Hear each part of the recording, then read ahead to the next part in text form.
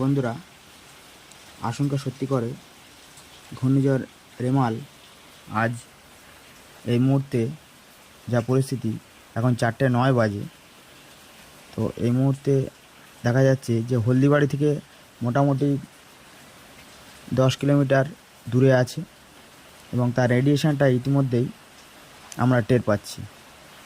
এবং আনুমানিক সন্ধ্যা 6টা নাগাদ তা ভালোভাবেই যে ঘূর্ণিঝড়ের যে চোখ সেটা হলদিবাড়ির মধ্যে ঢুকে যাবে এবং সেখানে সরাসরিভাবে আঘাত হানবে।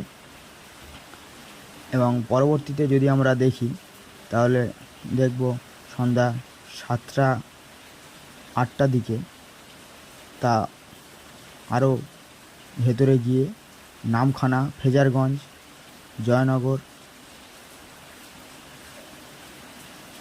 এবং বিশেষত বারুইপুরের উপর দিয়ে কলকাতা হয়ে তা ভোরের দিকে হাবড়া, চন্দননগর, বনগাঁ, চাকদা প্রভৃতি জায়গা হয়ে আস্তে আস্তে তা বাংলাদেশের মেহেরপুর, কটচাঁদপুর, ধামুয়াদুয়া,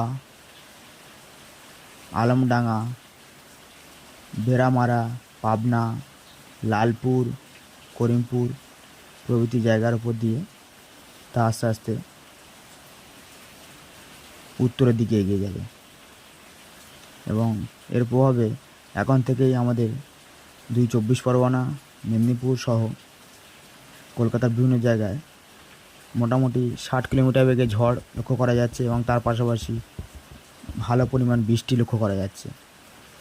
তো এই ছিল আজকে এখনকার মতো আপডেট। আমরা চেষ্টা করছি প্রতি ঘন্টায় একটি করে আপডেট দেওয়ার, এবং আপনারাও লাইভ ট্র্যাকিং করতে পারেন। আমরা কমেন্ট বক্সে বা ডেসক্রিপশান বক্সে আমরা লিঙ্ক দিয়ে দেবো।